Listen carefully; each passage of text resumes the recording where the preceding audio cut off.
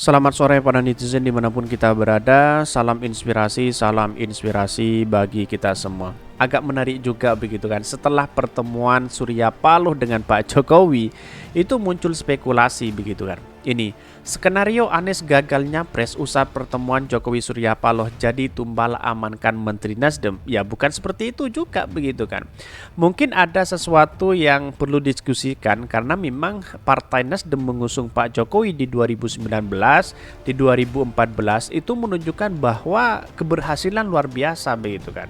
Seharusnya dalam etika politik ya sah-sah aja sebenarnya untuk mereshuffle ini, mereshuffle itu. Tetapi publik punya pandangan sendiri begitu kan. Bahkan muncul spekulasi atas kecemasan Pak Jokowi terhadap Partai Nasdem yang mengusung Anies Baswedan sangat besar sekali begitu kan. Jadi menurut pengamat Rocky Gerung mengatakan ya istana sekarang lagi cemas begitu kan. Tetapi inilah yang kemudian apakah harus ditunjukkan kecemasan ini begitu kan. Ya saya rasa tidak begitu kan. Sebelum masuk ke beritanya mari kita baca terlebih dahulu komentar-komentar netizen seperti ini. Ini ya pertemuan dari Pak Jokowi ini. Skenario Anies gagal nyapres usai pertemuan Jokowi Surya Paloh jadi tumbal amankan Menteri Nasdem. Benarkah seperti itu? Tapi saya mengutip dari lawan-lawannya Anies yaitu dari Cebong ya ini namanya si Dumdum ini saya bacakan juga begitu. Usai pertemuan antara Jokowi dan Surya Paloh ada pengamat yang menilai bahwa kemungkinan Nasdem akan tinggalkan Anies. Yang di internal ring 1 sudah pada tahu bahwa ini bukan rahasia umum lagi. Jadi setelah nanti ditinggalkan maka semua akan tinggalkan kenangan. Ini komentar-komentar para cebong begitu kan. Ya bisa dikatakan buzzernya lawan-lawannya Anies begitu kan. Saya katakan Pak Surya Paloh itu tidak sebodoh yang Anda katakan begitu. Dia politisi cerdas, dia berpengalaman dalam dunia politik. Tidak mau ada Pak Surya Paloh sudah menentukan apa konsekuensi untuk mengusung Anies Baswedan begitu. Ternyata sekarang konsekuensinya banyak, kader-kadernya banyak yang keluar dari pemerintah oposisi koalisi lalu kemudian menjadi oposisi begitu kan. Tetapi Pak Surya Paloh yang saya katakan yang menarik bahwa dia mengatakan kepada menterinya tetap akan mendukung Pak Jokowi karena itu adalah proses perjanjian di 2019. Ya artinya apa? Logika Pak Surya Paloh ya cerdas sekali begitu kan. Walaupun apa yang dituduhkan selama si Dumdum ini begitu kan, walaupun yang dituduhkan berspekulasi seperti itu ya tidak sebodoh itu lalu kemudian meninggalkan Anies, lalu kemudian membatalkan pencapresan Anies, tidak semudah itu begitu. Karena etika dari partai politik itu punya etika besar, apalagi ya Partai Nasdem partai nasionalis begitu kan, tidak mudah untuk membatalkan itu begitu kan. Pak Surya Paloh ya cerdas sekali begitu. Kalau ada yang membatalkan misalnya dari Partai Nasdem membatalkan pencapresan Anies Baswedan, maka tentu etika Partai Nasdem akan semakin merosot begitu kan. Ini yang menjadi pertanyaan, seolah-olah ini dipermainkan, bukan seperti itu logika kita begitu kan. Saya rasa tidak begitu kan. Ini semua pembenci Pak Anies berimajinasi Pak Anies gagal nyapres, padahal Pak Anies makin kokoh didukung PKS, Demokrat dan Nasdem ya. Karena kemarin juga ya Partai Demokrat sudah mendeklarasikan mendukung Anies Baswedan calon presiden, tentu Anies Baswedan punya satu tiket begitu kan. Yang ada pemerintahan terutama ngideal, besok lusa minta suaka, ini berhalusinasi ini. Gelora nggak bisa dipercayain, banyak sekali begitu yang mengkritik mereka. Tetapi analisis-analisis seperti ini sangat menarik juga begitu kan. Tapi bagi kami, apakah mungkin Pak Surya Paloh meninggalkan Anies Baswedan? Saya rasa tidak mungkin, karena Pak Surya Paloh punya etika besar terhadap partai politik begitu kan. Bagaimana malunya kalau Pak Surya Paloh membatalkan Pak Anies Baswedan untuk diusung menjadi calon presiden? Itu malunya di mana begitu kan? Seolah-olah dibuat percobaan dan permainan kan, seperti itu logika kita begitu kan. Ya apa yang selama ini dikatakan oleh para buzzer-buzzer dan para cebong hari ini ya menurut saya ngaco begitu kan. Karena tidak sesuai konstitusi begitu. Walaupun Pak Surya Paloh dipanggil mendadak oleh Pak Jokowi, ya tentu ini menjadi catatan penting yang tahu Pak Surya Paloh dengan Pak Jokowi begitu kan. Bukan muncul spekulasi hal seperti itu. Saya kira seperti itu begitu kan. Maka olehlah mengkritik siapapun, tapi yang tidak boleh kan menghina begitu. Kira-kira seperti itu logika kita begitu. Kalau semua menteri dan Nasdem di reshuffle, yang ada makin tak terbendung Anies ke depannya. Iya, karena pada hakikatnya kecemasan itulah muncul ya, muncul, dan bahkan kalau ada reshuffle itu sudah kelihatan kan, orang-orang berspekulasi seperti itu begitu. Hendaklah ini persoalan harga diri dan gengsi. Harga dari SP dan Nasdem hendak mungkin melakukan langkah kontradiktif. Kalau dilihat dari rekam jejak Partai Nasdem, termasuk partai yang konsisten dan idealis. Bahkan jangan berimajinasi, Nasdem, PKS dan Demokrat bukan partai yang mudah tergoda oleh rayuan rezim. Betul begitu kan. Tetapi mari kita baca terlebih dahulu beritanya seperti ini.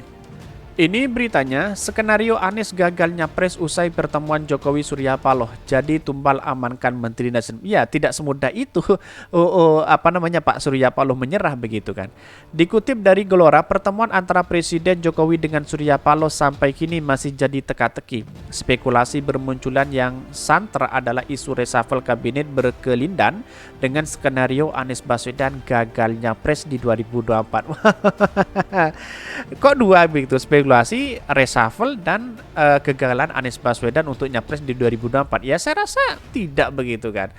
Analisa adanya skenario Anies Baswedan bisa gagal nyapres salah satunya dikatakan oleh pengamat politik sekaligus Direktur Eksekutif Trias Politika Strategis Agung Baskoro. Kata dia, pertemuan antara Jokowi dengan Surya Paloh bakal berpengaruh pada pencapresan Anies dan reshuffle kabinet yang kerap dikaitkan dengan Hari Rabu Pon. Apakah Hari Rabu Pon akan ada reshuffle? Ya, tunggu saja begitu kan. Karena pada hakikatnya reshuffle itu akan menunjukkan siapa yang bekerja begitu. Padahal 3 menteri dari Partai Nasdem ya punya prestasi yang luar biasa. Kalau ini di reshuffle, maka publik akan bertanya-tanya kenapa kok di reshuffle. Jangan-jangan rezim hari ini panik, jangan-jangan rezim hari ini takut karena dia mengusung Anies Baswedan begitu kan. Kan seperti itu logika kita begitu. Ya, walaupun ada penjagalan dan penolakan terhadap pengusungan ini, tentu Partai Nasdem punya konsekuensi besar yang diterima begitu kan. Jadi tidak mudah karena ini bagian dari demokrasi kita begitu kan. Pak Surya Paloh ya bisa jadi dia menjadi partai pengusung dan menjadi partai yang akan menjadi atau menguasai di parlemen. Ya buktikan saja begitu kan. Karena trust hari ini tertuju kepada Partai Nasdem semua begitu kan. Masyarakat Indonesia yang mengusung mencintai Anies Baswedan begitu kan. Agung mengkaitkan hal tersebut dengan jauhnya hubungan Paloh dengan Jokowi yang dipicu pendeklarasian Anies sebagai capres dan kemudian muncul desakan agar menteri-menteri Nasdem direshuffle.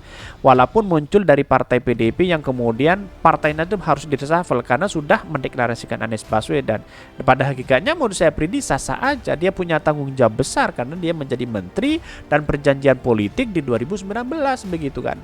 Bisa jadi Nasdem bakal balik kanan, batal mengusung Anies Baswedan sebagai capres dan posisi 3 menteri Nasdem di kabinet bakal aman di reshuffle. Menurut saya pribadi agak ngawur juga dengan analisis seperti itu begitu kan. Dan sudah saya katakan sejak awal bahwa Partai Nasdem itu punya konsekuensi besar. Pak Surya Paloh juga mengatakan ada konsekuensi besar yang harus diterima. Ya tidak menjadi masalah kata Pak Surya Paloh. Inilah demokrasi kita kata Pak Surya Paloh. Berdemokrasi secara sehat itu lebih penting daripada hanya ikutan sana sini, loncat sana sini kan, seperti itu logika Pak Surya Paloh begitu kan. Mungkin saja seperti itu Agung sebagaimana disitat dan Warta Ekonomi. Bahkan kemungkinan lain kata Anies ditawarkan menjadi cawapres untuk maju bersama Gerindra dan PKB. Ya tidak mungkinlah menjadi cawapresnya begitu, lebih baik ya capres begitu kan. Kalau ini dilakukan berarti Pak Jokowi main berapa kaki? 2 kaki kan, seperti itu.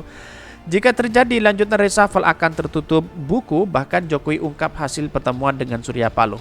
Pada hari Minggu kemarin 29 Januari 2003 hari ini Presiden Jokowi akhirnya akan bicara terkait pertemuan dengan Surya Paloh pada Kamis lalu. Jokowi membenarkan adanya pertemuan tersebut di mana Jokowi telah memanggil Surya Paloh untuk datang ke istana kepresidenan, yakni di Jakarta. Bahkan dalam pertemuan biasa-biasa saja ujar Jokowi usai menghadiri acara kick off ya kekuatan keketuaan Indonesia di ASEAN 2023 di Bundaran Hotel HI. Jokowi juga akan memberikan penjelasan rinci ketika ditanya apakah pertemuan dengan Surya Paloh membahas soal reshuffle kabinet. Mau tahu aja kata Jokowi. Ya memang Pak Jokowi dikenal sering melontarkan kaget, mau tahu aja. terus kemudian kok tanya saya, itu kan ciri khas dari Pak Jokowi begitu kan. Itulah yang kemudian disukai bagi para pendukungnya begitu kan. Terkait isu reshuffle kabinet, Jokowi juga tidak menjelaskan secara gamblang ya saat dicecar oleh awak media. Awalnya wartawan menyampaikan kepada Jokowi bahwa Rabu pekan depan ya merupakan Rabu Pon. Rabu Pon seringkali dicap sebagai momentum oleh Jokowi untuk melakukan perombakan di kabinetnya. Bahkan wartawan bertanya apakah Presiden akan melakukan perombakan kabinet pada Rabu Pon itu, masa pekan depan Pon, Rabu Pon, benar ya? Nanti tunggu aja, jawab Jokowi. Kalau menurut analisa saya pribadi bahwa Partai Nasdem akan ada di reshuffle, entah satu menteri atau dua menteri, karena di Partai Nasdem ada 3 menteri begitu, mungkin satu menteri begitu, tetapi yang menteri lain juga di reshuffle agar tidak terkesan bahwa seolah-olah ini untuk mereshuffle kabinet yang tidak bisa bekerja, padahal 3 menteri di Partai Nasdem itu punya jejak dan prestasi yang luar biasa menurut saya pribadi begitu kan. Jadi inilah yang namanya politik, mungkin ada bisikan-bisikan tertentu kepada Pak Jokowi, bisa jadi seperti itu begitu. Jadi kesimpulan saya bahwa apa yang selama ini dilakukan oleh Partai Nasdem sangat luar biasa sekali dan saya mengapresiasi itu begitu. Dan walaupun ada spekulasi tumbal untuk amankan menteri, Anies gagal dan sebagainya, itu spekulasi analisis yang ngawur menurut saya pribadi. Secara etika politik Pak Surya Paloh sangat kuat dengan nasionalismenya itu begitu. Kira-kira seperti itu. Mungkin itu yang kami sampaikan. Tonton terus channel Hodari Podcast Rakyat ini karena ada berita-berita menarik dan viral setiap harinya. Salam para netizen, salam inspirasi bagi kita semua. Jangan lupa di subscribe channel YouTube Hodari Podcast Rakyat ini.